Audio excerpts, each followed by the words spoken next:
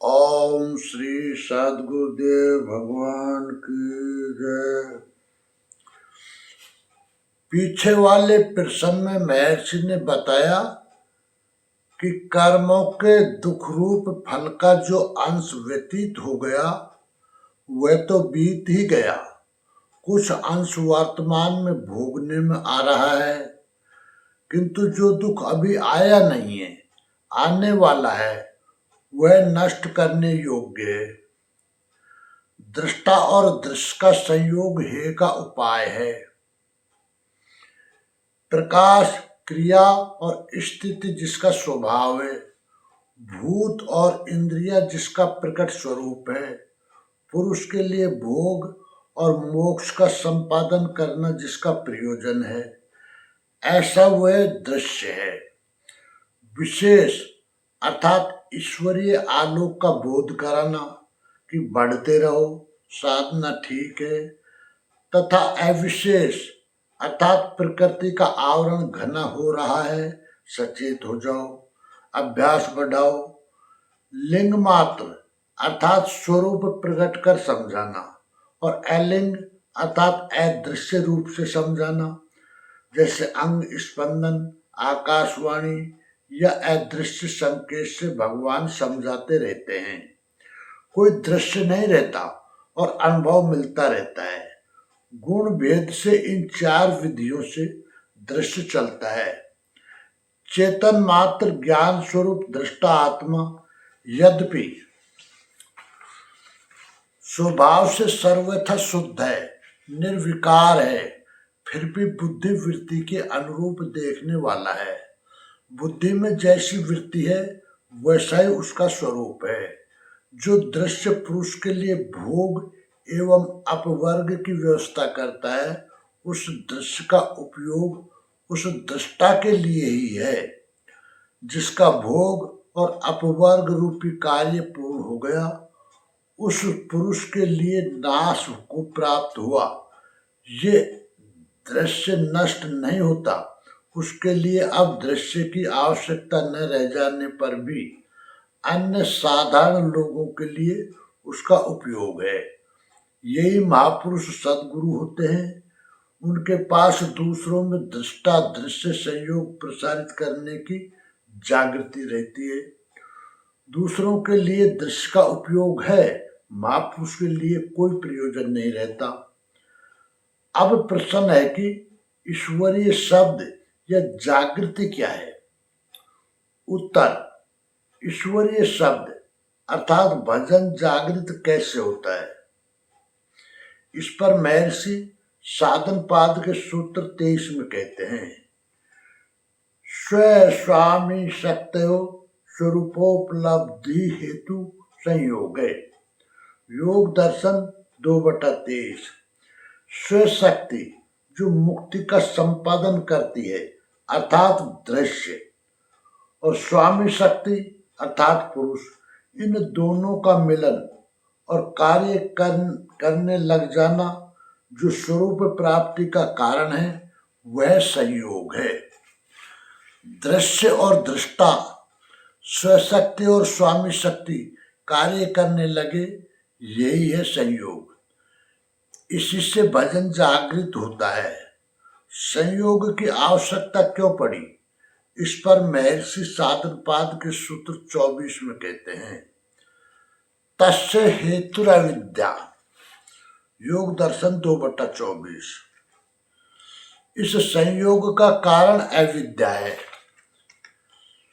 अविद्या के मिटने के साथ ही संयोग भी मिट जाता है। मिटी तो अविद्या, संयोग को मिट गया, इसका कारण भी अविद्या ही है। न ये होती न दृष्टा को दृश्य समझाना पड़ता।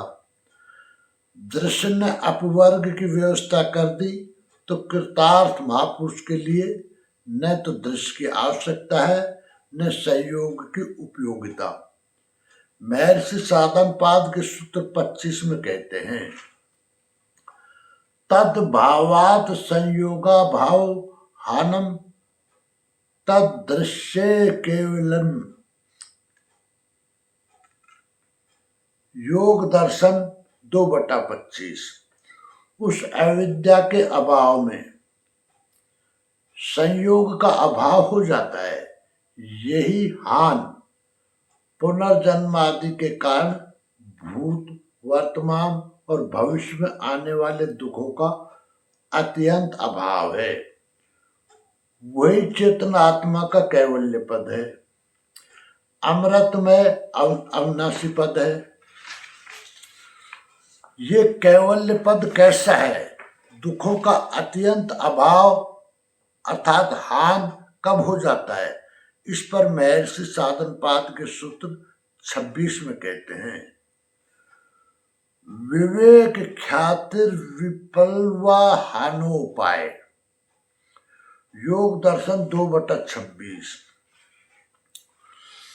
निश्चल और निर्दोष विवेक ज्ञान युक्त हान दुखों के अत्यंत अंत का उपाय है।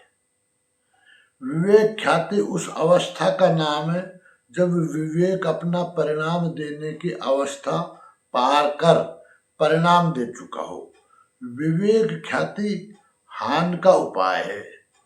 उस अविद्या के अभाव में संयोग का अभाव हो जाता है। फिर अब भगवान किसे समझाएं, किसे पढ़ाएं? अतः संयोग उस महापुरुष के लिए नष्ट हो जाता है। वही हान है, क्योंकि अब न उसके लिए बंधन है, न मुक्ति का संपादन शेष है। पुनर्जन्म आदि दुखों का अभाव हान है। वही इस चेतन आत्मा का कैवल्य है। निश्चल निर्दोष विवेक ख्याति अपनी पराकाष्ठा पर है। यही हानोपाय दुख मुक्ति का उपाय है। उस समय महर्षि साधनपाद के सूत्र 27 में कहते हैं, तस्य सप्तधा प्रांत भूमि प्रज्ञा। योग दर्शन 2/27। उस विवेक ख्याति ज्ञान की 7 अवस्थाएं होती हैं। 7 भगवत पथ की 7 भूमिकाएं हैं। महर्षि ने तो इनका नाम उल्लेख नहीं किया, किंतु अन्य ग्रंथों में इन्हें शुभेच्छा, सुविचारणा, तनुमानसी, सत्वापत्ति, असंशक्ति, पदार्थ भावना और तुर्यगा कहा गया है। ये विवेक ख्याति कब प्राप्त होती है? इस पर महर्षि साधनपाद के सूत्र 28 में कहते हैं,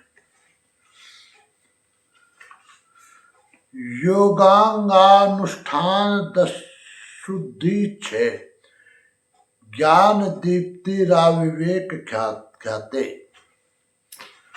योग दर्शन 2/28। योग के विभिन्न अंगों के अनुष्ठान से अशुद्धि का नाश होने पर ज्ञान का प्रकाश विवेक ख्याति पर्यंत हो जाता है।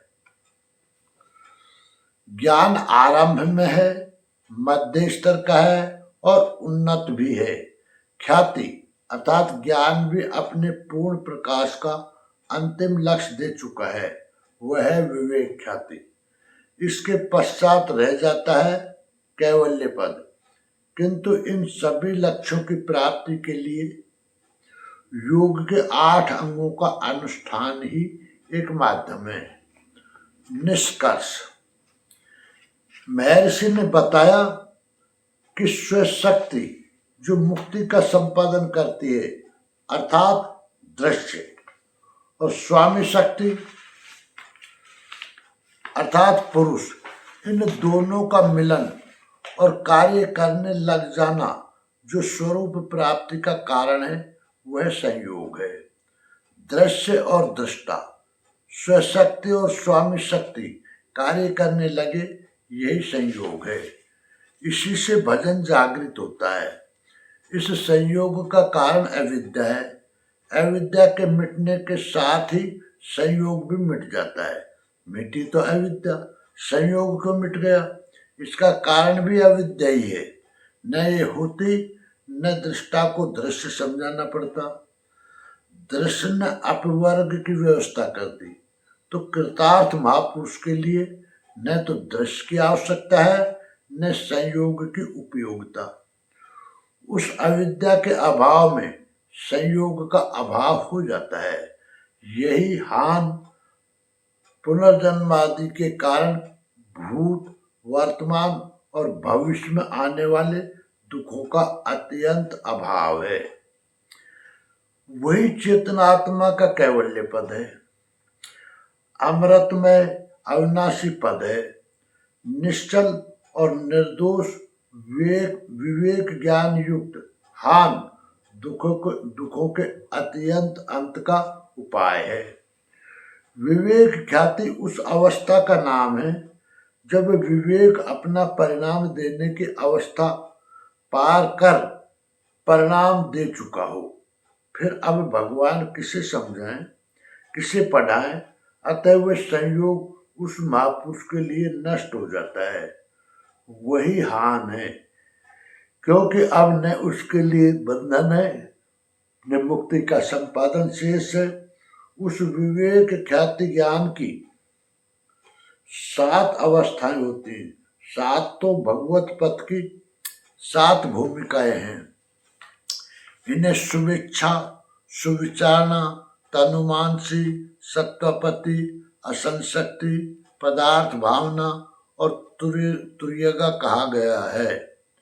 योग के विभिन्न अंगों के अनुष्ठान से अशुद्धि का नाश होने पर ज्ञान का प्रकाश विवेक ख्याति पर्यंत हो जाता है। ज्ञान आरंभ में है, मध्य स्तर का है और उन्नत भी है। ख्याति अर्थात ज्ञान भी अपने पूर्ण प्रकाश का अंतिम लक्ष्य दे चुका हो, वह है विवेक ख्याति। प्रश्न पूरा हुआ। और पूर्ण जानकारी के लिए देखें परम पूज्य योगेश्वर स्वामी श्री अड़गड़ानंद जी महाराज द्वारा महर्षि पतंजलि कृत योग दर्शन की प्रत्यक्षानुभूत व्याख्या। ओम श्री सद्गुरुदेव भगवान की जय।